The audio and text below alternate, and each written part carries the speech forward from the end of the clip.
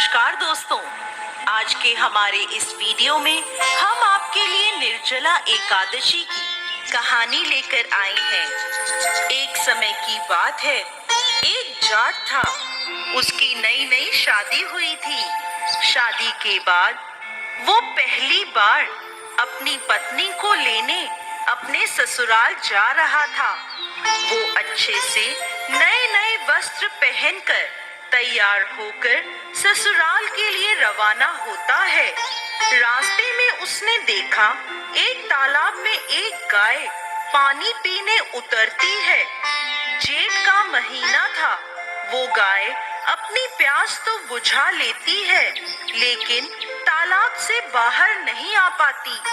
जाट को वहां देख गाय उससे बोली, अरे मुसाफिर, मुझे इस दलदल से बाहर निकाल दे। जाट बोला, अरे नहीं नहीं गाय माता, मेरे कपड़े गंदे हो जाएंगे। मैं पहली बार अपनी पत्नी को लेने ससुराल जा रहा हूँ। गाय बोली, मूर्ख, आज निर्जला ग्यारस है, तुझे पुण्य फल मिलेगा। मैं तुझे वरदान दूंगी, तेरी 7 पीढ़ियां तर जाएंगी। लेकिन जाट नहीं माना। नाराज होकर गाय बोली, अगर तू मुझे नहीं निकालेगा तो मैं तुझे श्राप दे दूंगी। जा, तू अब से 8 पहर बाद गधा बन जाएगा। वो जाट डर गया और अब गाय से माफी मांगने लगा, लेकिन तब तक गाय तालाब में पूरी तरह डूब गई थी। ये देख जाट उदास हो गया और उदास मन से ही वो ससुराल पहुंचा। जवाई को देखकर ससुराल में सभी बहुत खुश हुए, लेकिन जाते ही उसने रट पकड़ ली, मेरी पत्नी को विदा कर दो, हमें जाना है, हमें अभी जाना है। सभी ने मिन्नतें करी, जवाई जी एक दिन तो रुक जाओ, लेकिन वो नहीं माना। तब उसकी पत्नी बोली, सब इतना कह रहे हैं तो आप रुक क्यों नहीं जाते। तब जाट ने उसे श्राप की सारी बात बता दी। तब उसकी पत्नी तुरंत उसके साथ वापस घर की ओर चल दी। 8 पहर के बाद जाट गधा बन जाता है। उसकी पत्नी उसे घर में लेकर बैठी रही। इस तरह कई दिन बीत गए। जब घर में अन्न धन कुछ भी नहीं बचा, तो वो अपनी पत्नी से बोला, तुम मुझे लेकर मजदूरी करने चलो।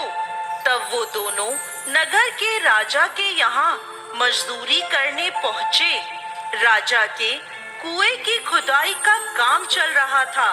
उसकी पत्नी अपने सर पर मिट्टी रखकर मिट्टी फेंकने जाती। सभी मजदूर उसे देखकर बोले, अरे बहन, जब तेरे पास गधा है तो इस पर बोझ रखकर क्यों नहीं ढोती, क्यों बोझ उठाती हो।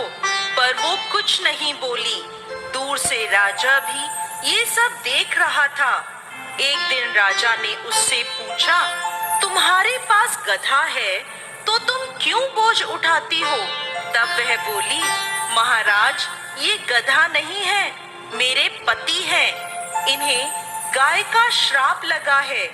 उसने राजा को सारी बात बता दी। राजा ने पंडित को बुलवाकर इसका हल पूछा।